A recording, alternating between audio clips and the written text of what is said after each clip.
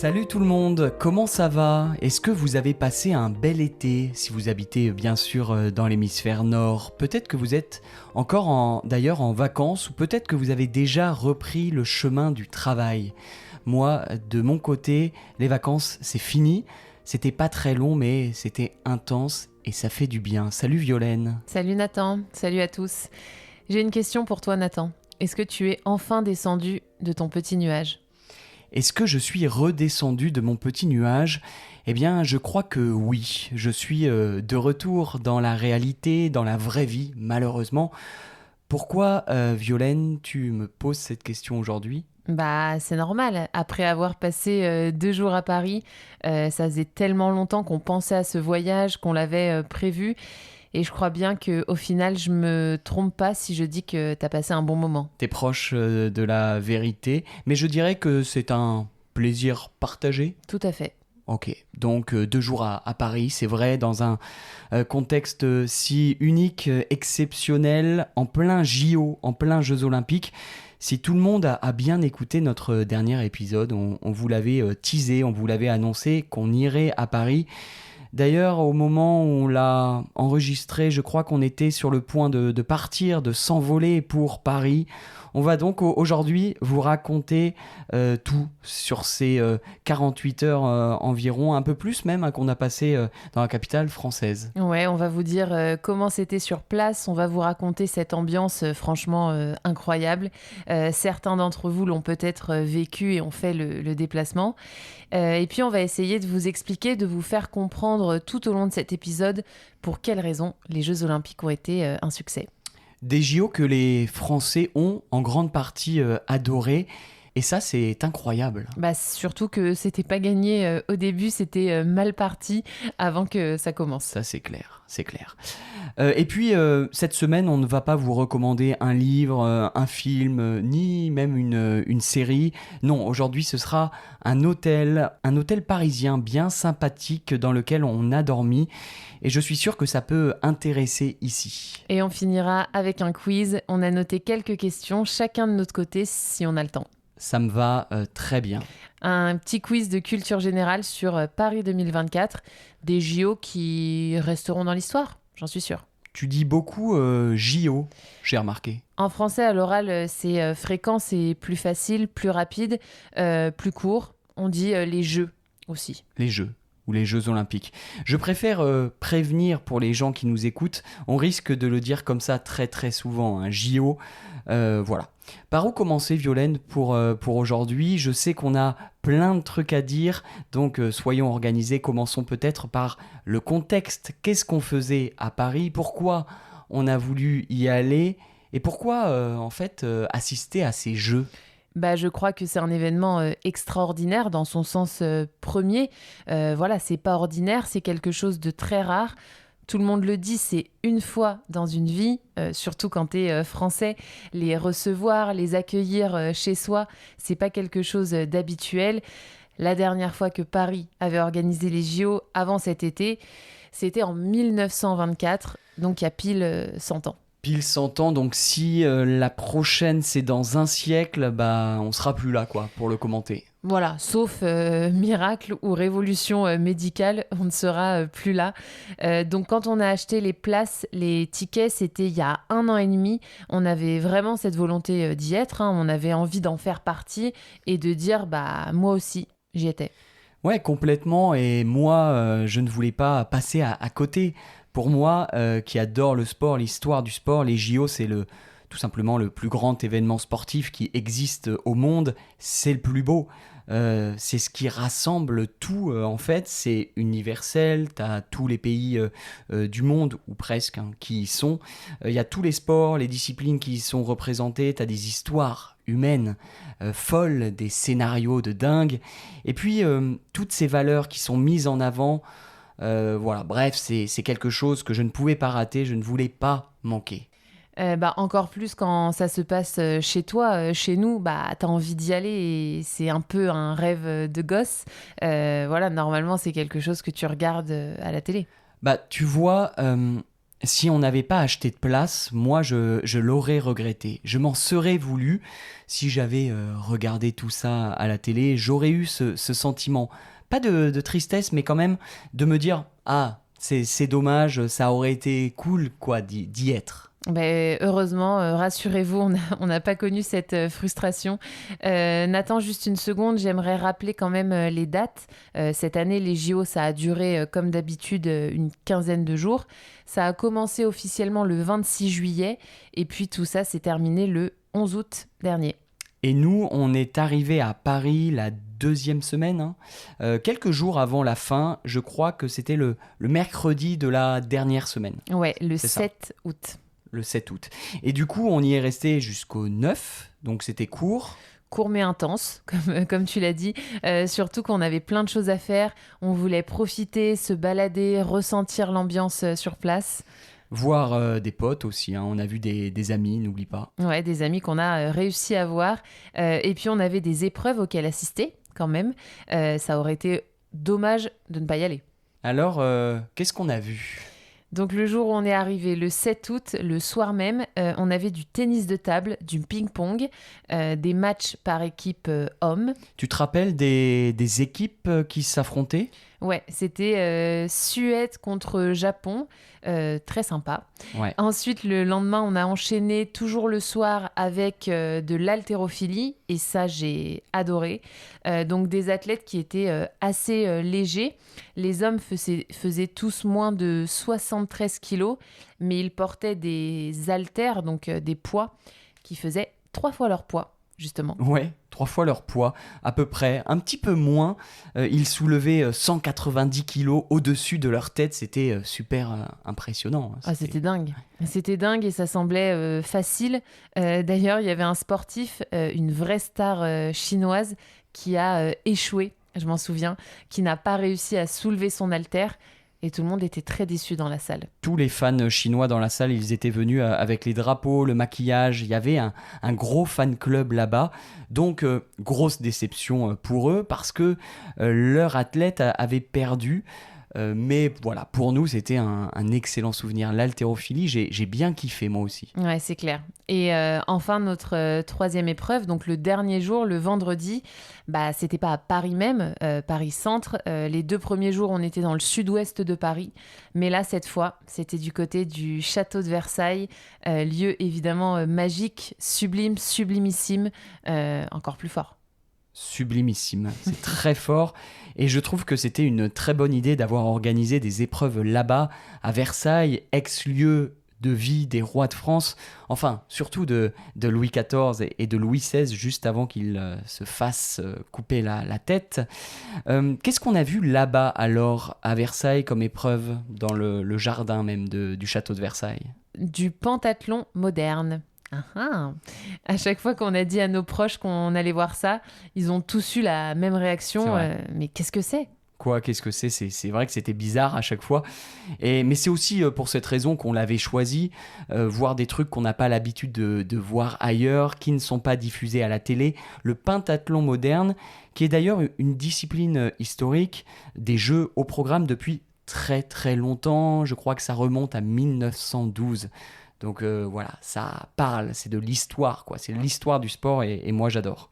C'est ultra original. Au pentathlon moderne, il y a 5 disciplines qui ont lieu à la suite. Elles se succèdent toutes dans la même journée. Donc d'abord, on commence avec de l'équitation. Donc on monte à cheval et on saute sans faire tomber les barres, vous savez. Après ça, on enchaîne avec de l'escrime, c'est ça ? C'est bien ça. Mais pas n'importe quel escrime. Un peu à l'ancienne, on prend son épée et on essaye de toucher son adversaire. Et si on se fait toucher, en fait, on se fait éliminer direct. C'est juste une touche. Voilà, juste une touche pour gagner ou pour perdre. Et après l'escrime, genre 10 minutes plus tard, tout le monde dans la piscine. Il nage 200 mètres. Donc ça, c'est la 3e épreuve, la natation. Et les 2 dernières, en gros... Pour moi, c'était les meilleurs. Ça s'appelle le laser run. Donc 2 épreuves en une. Comme son nom l'indique en anglais, hein, le laser run, on court et en même temps on tire. Alors on tire avec un pistolet un peu spécial. C'est un pistolet qui envoie un laser. C'est électronique, je pense, Violaine. Mhm. Et en fait, les athlètes, avant et après avoir tiré, se mettent à courir sur une distance... 3 km. 3 km. Donc voilà, ça doit être ça, mais ils courent en faisant donc des pauses pour prendre le pistolet, viser et essayer de toucher la cible qui se trouve juste devant eux. Ça, c'était vraiment spectaculaire. Et à la fin, on additionnait les points, les temps, les chronos et on avait un vainqueur.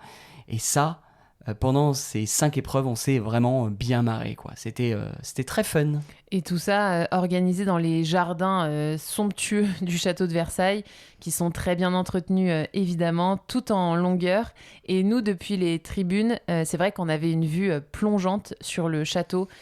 C'était très, très beau. Très beau. On a bien fait d'y aller, absolument zéro regret. Donc 2-3 jours à Paris. Maintenant, la question que j'ai envie de te poser, c'est qu'est-ce que t'en as pensé ? Comment est-ce que t'as trouvé la ville, les gens, l'organisation de ces JO ? Voilà, donne-nous un peu ton avis. Bah, honnêtement, on s'est régalé. C'était juste incroyable. Je dois dire la vérité, je m'attendais pas du tout à ça. Et au final, ça a été une vraie réussite, je trouve. Tout s'est bien passé, tout était fluide. L'organisation, elle a été top. Sincèrement, tout était extrêmement bien organisé. Les gens étaient hyper sympas. C'était beau, les sites de compétition, etc. Je t'avoue que ça a été une vraie surprise. Mais pas que pour moi, pour plein de gens. En fait, comme on dit, on a pris une claque. On est resté scotché, toi, moi, plein de Français, parce qu'il ne faut pas oublier d'où on vient. Là encore, le contexte, le rappeler avant ces JO. Tout le monde disait en France que ça allait mal se passer, que ce serait un échec. Tu connais le pessimisme éternel des Français. J'avais vu un chiffre passer d'ailleurs, comme quoi seulement 10 ou 20% des Français s'intéressaient à ces JO, à ces Jeux Olympiques. Donc, ça c'était avant, personne en voulait. C'est vrai qu'il y avait pas mal de problèmes ou de polémiques, il y avait aussi de gros risques d'attentats, voilà, des polémiques dans tous les sens sur plein de choses. Et puis, faut pas oublier que, et on l'a raconté déjà dans le podcast, mais on a eu des petits soucis, on va dire, de gouvernement, une dissolution, des élections législatives. Voilà. Pas de gouvernement. Finalement, n'oublions pas que pendant ces JO, on n'avait pas de gouvernement. Et on n'en a toujours pas à l'heure où l'on parle, où l'on enregistre cet épisode. Et tu te souviens, avant les Jeux, de certains Parisiens qui se plaignaient, qui avaient fui la ville juste avant. Ils se disaient que ce serait un enfer, Paris, une galère. Bien sûr. Voilà, peu de gens y croyaient, en fin de compte. Ouais. Mais j'ai eu l'impression qu'il y a eu comme un tournant, une bascule, et ce point de bascule, c'était la cérémonie d'ouverture sur la Seine. C'était, on peut le dire, un immense risque de l'organiser en plein Paris, au milieu des monuments, sur des péniches, sur un fleuve, mais ça a fonctionné. Les Français, en fait, ont été scotchés, encore une fois. Même les opposants, les réticents, ont reconnu, avoué que c'était plutôt très bien fait. Et je crois que cette cérémonie a fédéré, elle a réuni tout le monde. Qu'est-ce que t'en penses ? Je suis d'accord et précisons que c'est pas simple en France de réunir tout le monde. Donc 4 heures de show, de spectacle sous la pluie avec de la danse, de la chanson, des images, des symboles sublimes. Et je suis d'accord avec toi, à partir de ce moment-là, les critiques se sont un peu calmées et on s'est tous dit mais pourquoi pas ? Et si c'était une réussite et si ça marchait ces jeux. Et si ça marchait ces jeux, et dès le lendemain, on a commencé à voir les Français soutenir, encourager les athlètes, et on a vu ça à Paris nous-mêmes, de nos propres yeux. Les gens étaient heureux d'être là, ils étaient souriants, et j'irais même plus loin. Je crois même qu'ils ont été fiers, tu vois, fiers. Peut-être pour la première fois, fiers d'être français et heureux d'être là, de partager ces émotions. Et ça, pour nous Français, moi, je pensais pas que ce serait possible. C'est vrai que, on a tendance à se diviser, à créer des polémiques, justifiées parfois. Mais là, c'est vrai que les Français ont décidé de faire en quelque sorte un peu une pause et de se laisser un peu porter par ce vent, par cet élan de bonheur.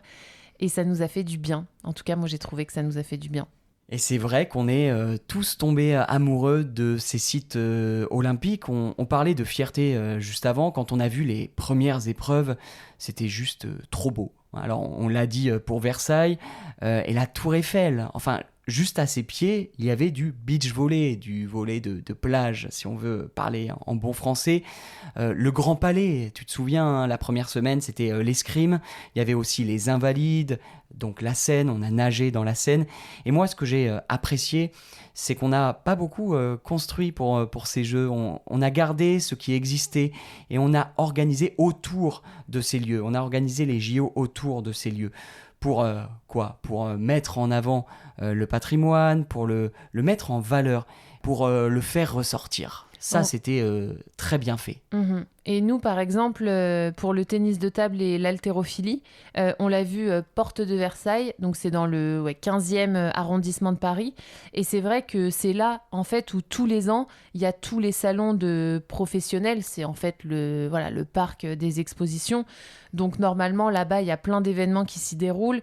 Je sais pas, le salon de l'automobile, de l'immobilier. Ouais, toutes sortes de salons, le salon du mariage. Et n'oublie pas le plus connu chez nous, hein, pour les Français, où tout le monde veut aller au moins une fois dans sa vie et qui a lieu chaque année, c'est le salon de l'agriculture. Bien sûr. Donc, tous les bâtiments existaient déjà. Ils ont juste été transformés, aménagés pour accueillir ces JO. D'ailleurs, c'est rigolo, ce quartier où on était, donc dans le sud-ouest de Paris, pendant quelques jours. Ça a été rempli de touristes étrangers, mais pas de n'importe où. La plupart Une des zone gens... très précise. Ouais, la plupart des gens qu'on croisait étaient soit chinois, soit coréens, soit japonais. C'était vraiment leur quartier, leur QG, comme on dit. Ils avaient tous pris des logements dans le coin. Et y compris dans notre hôtel, hein, c'est vrai, au petit déjeuner, c'était marrant de les croiser tous. Et est-ce qu'on peut dire pourquoi? Pourquoi il y avait autant de touristes asiatiques? En fait, dans le quartier où on logeait, il y avait toutes les épreuves dans lesquelles brillent les athlètes asiatiques. Je pense à l'haltérophilie, au ping-pong. C'est vrai, et c'est ce qui explique qu'on était avec eux à l'hôtel, dans cet environnement-là. C'était rigolo, on était à quoi 10 minutes à pied de ces salles. Et d'ailleurs, peut-être qu'on peut faire la petite recommandation maintenant. Si vous allez à Paris, il y a un hôtel vraiment chouette, pas très cher, calme, avec une jolie déco, une décoration. Le petit-déj aussi, pas mal du tout. Et cet hôtel, il s'appelle l'hôtel La Conversation. Et on en parle parce qu'ils nous ont aussi gentiment invités. Et honnêtement, allez voir les critiques, les avis, les commentaires sur Internet. Ils sont très bons. Donc vous pouvez nous faire confiance. Je trouve moi que c'est une très belle adresse pour découvrir peut-être un Paris différent. Ouais, et puis tout le monde parle anglais là-bas, ils sont très gentils. Ce que j'ai beaucoup aimé, moi, dans cet hôtel, c'est que, comme tu dis, ça nous a permis de découvrir en profondeur un quartier, donc le 15e arrondissement. On est vraiment dans le sud de Paris. C'est très chouette. Vers l'hôtel, il y a un joli parc. On va dire que c'est un Paris moins touristique, hors des sentiers battus.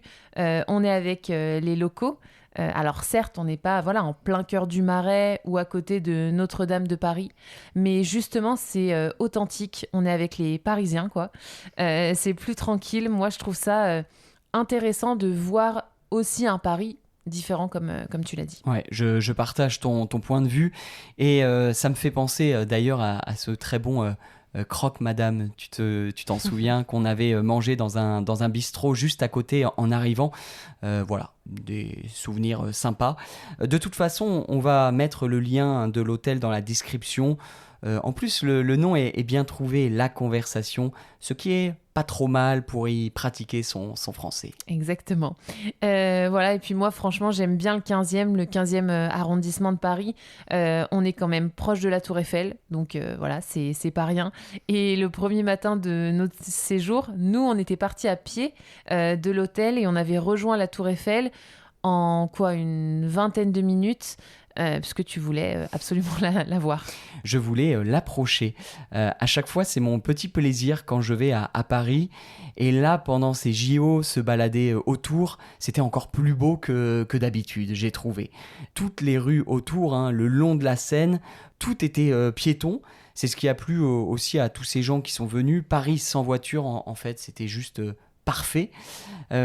Ce matin-là, après la Tour Eiffel, on s'est baladé, on a remonté la Seine, les monuments se succédaient, l'Assemblée nationale, le Louvre, le Grand Palais, tout à pied, et on se sentait si bien. Ouais, franchement, c'était un peu incomparable. Ce qui inquiétait beaucoup avant les JO, faut le dire, c'était la sécurité, la peur des attentats, parce que la France était menacée, mais aussi voilà, les risques d'insécurité au quotidien, comme les vols, les agressions. Mais en fait, très vite, nous, on a été rassurés. Moi, perso, j'ai halluciné de voir autant de policiers dans les rues, des flics en uniforme, mais je sais qu'il y en avait aussi beaucoup en civil, comme on dit.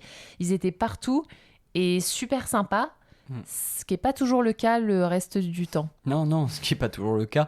Tu leur posais une question, ils te répondaient direct en souriant. Ils ont eu très certainement des consignes, des ordres pour donner une belle image du pays, hein.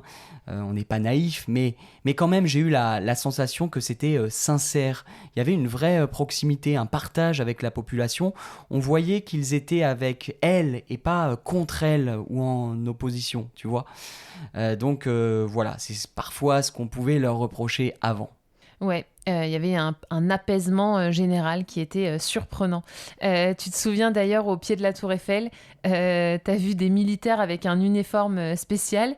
Tu t'es arrêté en les regardant et t'as demandé mais c'est qui, ils viennent d'où? Et dans la seconde qui a suivi, il y a un militaire français qui t'a entendu, qui s'est retourné et qui t'a répondu, très sympa, spontanément, ils viennent du Qatar. Ouais, ça nous a surpris et du coup, on a échangé vite fait, hein, rapidement avec lui. Et il y avait donc des militaires du Qatar, c'est vrai, mais on en a vu aussi de Los Angeles, de plein d'autres pays, bref, du monde entier. Et ce sentiment de sécurité, on l'a ressenti et jamais, vraiment jamais, on s'est senti en danger. Il n'y a pas eu de problème, de débordement majeur, tout s'est parfaitement bien déroulé. Mhm. Et tu veux que je te donne mon avis pourquoi les Vas-y. gens qui sont venus, et même les Français, ont été unanimes face à Paris 2024? Pourquoi il n'y a quasi aucune critique de la part des Parisiens ou des touristes? Bah, parce que, à mon avis, ce qui rend les gens heureux, ce qui les a rendus heureux, c'est tout simplement de voir que bah, le service public fonctionnait dans le pays.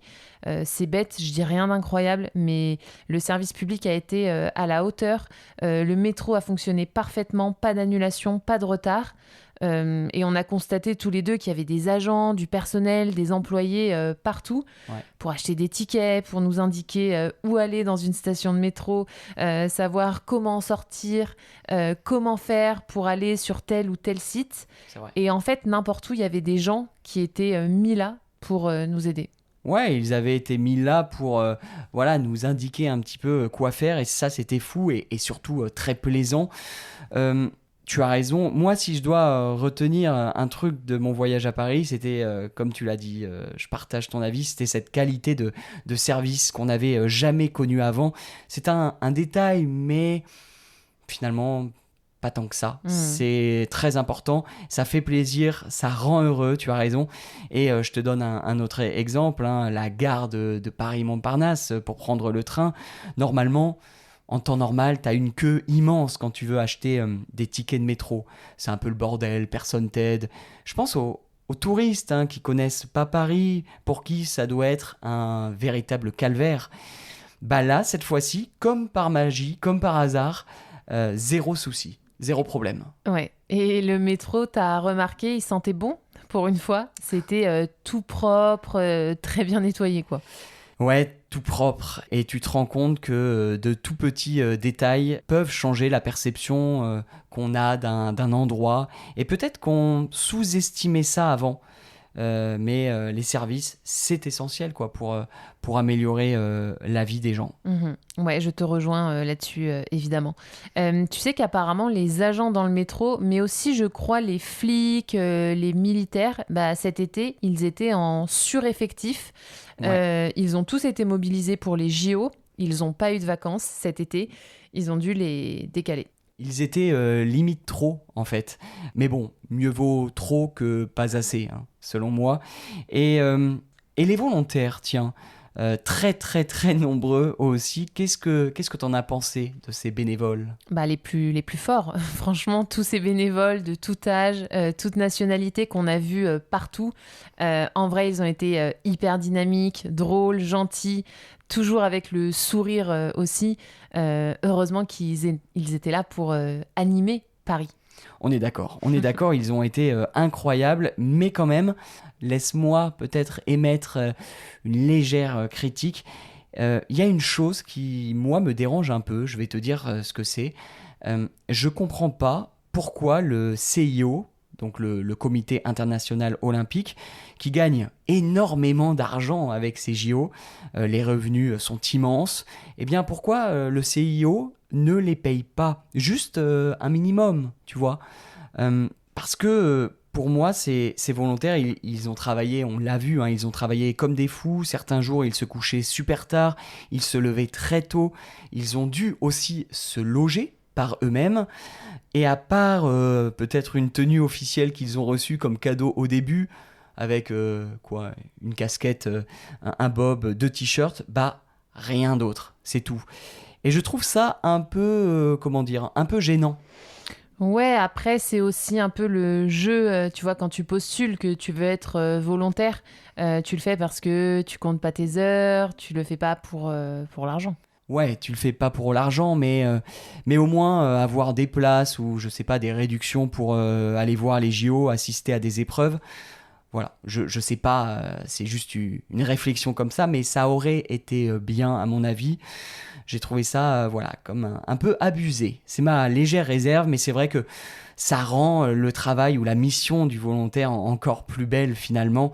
Un grand respect pour tous ces gens qui ont été vraiment top, hein. On les a vus tous les jours. Et je suis convaincu que si on a passé un aussi bon moment, c'est en grande partie grâce à eux. Et d'ailleurs, sur le bob, le chapeau dont tu parles, il faut savoir que les volontaires avaient un bob spécial et une volontaire à qui on a parlé à Versailles, elle nous a dit que tout le monde voulait ces bobs dans le public, mais en fait, ils n'étaient pas en vente, c'était réservé aux volontaires et donc les volontaires se les faisaient voler. C'est vrai. Certains ont osé voler les bobs des volontaires, c'est incroyable. Et on en a vu en vente sur certains sites après ça, des sites de revente. C'était n'importe quoi, genre 300 euros le bob. Ouais, c'est ça, 300 € pour le bob des volontaires, donc complètement fou. Wow. Mais de manière générale, on peut dire qu'il y a eu une vraie hype autour des produits officiels, autour des goodies, comme on dit beaucoup en français. Tout le monde en avait sur soi à Paris, ce qui prouve aussi que d'un point de vue économique, ça a été également une réussite. Voilà, tout le monde voulait ramener son petit souvenir. Moi, le premier, j'ai acheté une tasse avec écrit Paris 2024 dessus. J'ai acheté quoi d'autre encore j'ai déjà oublié. Ah, un petit pins à accrocher, vous savez, soit sur une chemise ou un sac. Quoi d'autre? Un poster, une affiche, bien sûr. Et une peluche, la petite peluche officielle qui est voilà, bleu, blanc, rouge et qui représente, pour celles et ceux qui ne l'ont pas vu, le bonnet phrygien, tout simplement, donc qui est l'un des symboles de la République française. Elle est toute mignonne, cette petite peluche, je trouve. Tu as raison. Le bonnet phrygien qui est aussi le symbole, l'un des symboles de la Révolution française. Le bonnet que porte Marianne. Voilà. Mais c'est vrai que concernant l'argent dépensé, niveau porte-monnaie, Paris 2024, disons-le, ça a été un petit gouffre, ça a fait mal au porte-monnaie, mais bon, en même temps, c'est qu'une fois dans notre vie, donc on a aussi le droit de se faire plaisir. C'est pas faux. Avant de passer au quiz, Violaine, j'ai envie de te poser cette question. Est-ce que ce qu'on a vécu est du passé? Est-ce que, comme on l'a beaucoup entendu, ce n'est qu'une parenthèse enchantée? C'est-à-dire, comme pour toute parenthèse, il y a un début et il y a une fin qui s'ouvre et qui se referme. Est-ce que tu vois ce que je veux dire? Je vois ce que tu veux dire et j'ai envie de te répondre que je sais pas, mais j'espère pas. Mais voilà, j'espère pas que ce sera une parenthèse. Mais ça me semble un peu difficile de maintenir une qualité de service aussi bonne que celle qu'on a connue là pendant 2 semaines. Voilà, ce serait idéaliste de penser le contraire. Par contre, je suis persuadée qu'on va conserver certaines choses dans le futur. Je pense qu'il y a certains trucs qui vont rester grâce aux JO. Tu penses à quoi, par exemple?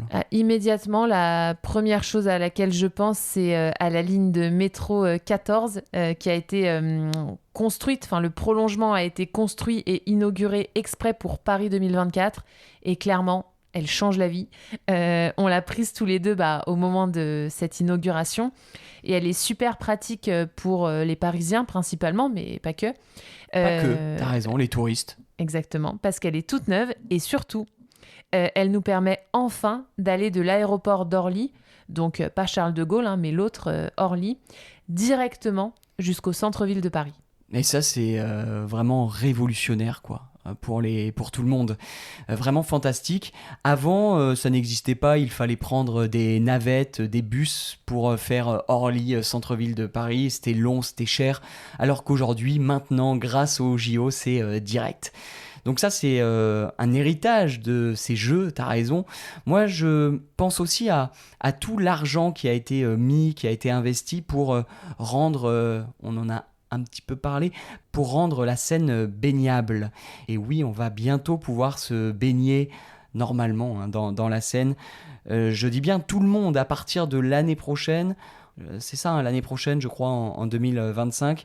Donc, il y a eu des efforts financiers, il y a eu des investissements qui ont été faits pour que l'eau puisse être propre et pour qu'elle soit en fait aux normes, pour qu'elle respecte les normes. Ouais, alors dans ce domaine, c'est pas encore tout à fait ça. Il y a encore des progrès à faire. L'eau est encore trop souvent sale et contaminée. Mais voilà, c'est un objectif. En vrai, l'été à Paris, on le sait, on y est déjà allé souvent à cette période de l'année. Il fait souvent humide, il peut faire très chaud. Et c'est sûr que les habitants seraient très contents de pouvoir se rafraîchir un peu. Toi, t'aimerais bien te baigner dans la Seine ? Grave, ouais. Si j'étais parisien, pourquoi pas, à condition bien sûr qu'elle soit propre.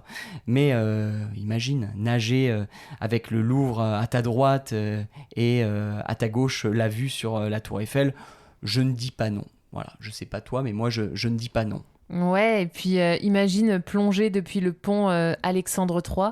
Wow. Ça aurait de la gueule, comme on dit à l'oral, ça serait beau à voir. Ouais, très, très stylé. Voilà, Violaine, je pense qu'on peut passer au quiz pour voir si on a bien suivi ces JO. Allez, 3-4 petites questions rapides. Je commence. Est-ce que tu peux me donner le classement des médailles? Quel pays en a gagné le plus? Si tu pouvais me donner les 5 premiers. En total, des médailles d'or. Les pays qui ont gagné le plus de médailles d'or. Oui, c'est vrai qu'en France, on regarde d'abord les pays qui ont gagné le plus de médailles d'or. Exactement. Tu as raison. Donc, est-ce que tu as une idée de ce top 5? Ouais, à peu près. En tout cas, je sais que la France est 5e. Très bien, ça on l'a beaucoup entendu. Le premier, je connais aussi, c'est les États-Unis. Ouais. Ensuite, deuxième, la Chine, je dirais. Parfait. Après, j'hésite entre le troisième et le quatrième. Je crois qu'il y a l'Australie, avec notamment tous les sports qui se passent dans l'eau. Je sais qu'ils sont trop forts. C'est vrai. Et quatrième, je sais pas, je sèche. Alors, le quatrième, c'est l'Australie, tu l'as dit, bravo. Mais le troisième, celui que tu cherches, c'est le Japon. Bien sûr. La France, t'as raison, est donc 5e. Les États-Unis, leader, premier, trop fort. Moi, là où ils m'ont impressionné, c'était surtout en athlétisme. Les médailles d'or américaines tombaient, pleuvaient sur Paris. C'était assez dingue, vraiment, bravo, chapeau. Ouais, chapeau, c'était assez fou ça. Mais est-ce que tu sais quel pays est le plus performant en comparaison avec sa population? C'est-à-dire si tu rapportes le nombre de médailles au nombre d'habitants, qui est premier? Est-ce que tu as une idée? Alors, j'ai vu passer une info selon laquelle les Pays-Bas, je crois, donc la Hollande, étaient vraiment bien classés. Les Australiens aussi, j'imagine, parce que c'est un pays peu peuplé. C'est vrai. C'est un très grand pays par sa superficie, mais il n'y a pas beaucoup d'habitants. C'est vrai, mais ils sont pas premiers. Je vais te donner la réponse parce que c'est un tout petit pays, une toute petite île qui est située dans les Caraïbes. Je crois qu'on nous écoute d'ailleurs depuis là-bas. C'est la Grenade. Waouh, magnifique nom. J'avais oublié, je ne savais pas qu'on nous écoutait là-bas. Peut-être une ou deux personnes. Génial. Donc la Grenade, ok. La Grenade a gagné 2 médailles cette année alors qu'il y a seulement 120 000 habitants. 120 000 habitants, comme une petite ville française, Exactement. de province. Très belle histoire en tout cas, Grenade. Allez, on change de continent. Autre question, quelle est la meilleure nation africaine? Tiens, celle qui a gagné le plus de médailles à ces JO. Je te donne un indice pour qu'on aille vite. Je crois que c'est uniquement grâce à l'athlétisme. Si c'est en athlée, alors c'est plutôt l'Afrique de l'Est. Je dirais soit l'Éthiopie, soit le Kenya. Bien sûr, aucune surprise, c'est le Kenya, le grand pays du marathon et surtout du demi-fond, comme on dit, c'est-à-dire toutes les courses entre 800 mètres et 3000 mètres, je pense. Hein. En tout cas, toutes ces moyennes distances, ce sont les meilleurs, les Kenyans, de très loin, largement. Ils sont tous les 4 ans très impressionnants et surtout toujours là. Donc voilà, Violaine, bravo, c'était ça. Que dire de plus ? Bah, que si les Jeux Olympiques, c'est fini, les Paralympiques commencent là dans quelques jours. Ce sera à Paris aussi, sur les mêmes sites magiques. Et on espère évidemment qu'on retrouvera la même qualité de service et d'organisation que pour les JO. Est-ce que tu sais que la télé publique française va diffuser en intégralité tous les Jeux paralympiques, voilà, du matin au soir, même la nuit. Et ça, c'est une première en France, c'est vraiment nouveau. Et je pense que je crois que c'est indispensable pour donner de la visibilité à tous ces athlètes qui sont en situation de handicap. Là aussi, je pense que Paris 2024, il y aura un avant et un après. Ouais, je pense que c'est nécessaire si tu veux que les gens s'y intéressent et regardent. Complètement. Moi, j'ai quand même envie de finir avec une petite conclue perso, si tu veux bien. Une conclusion, tiens, Ouais. allez. Parce que je trouve que Paris 2024 nous a enseigné au moins une chose. Quoi donc ? Je trouve que ces JO nous ont montré que, en fait, les gens pessimistes qui vivent sur les peurs, qui disent parfois en France, tu sais, hein, cette petite chanson, oh, c'était mieux avant. Bah, en fait, je pense que c'est faux. Et que Paris 2024 nous l'a montré. On en a eu la preuve avec ces Jeux. On s'est rendu compte que si on le veut vraiment, bah, on est capable de faire aussi bien aujourd'hui et même mieux qu'avant. Je trouve que ça donne de l'espoir pour la suite. En tout cas, moi, ça m'a donné envie d'être plus optimiste dans la vie en général. Voilà, j'ai appris ça grâce à Paris 2024 et je crois qu'on peut terminer sur ça et méditer sur ces derniers mots. À la prochaine.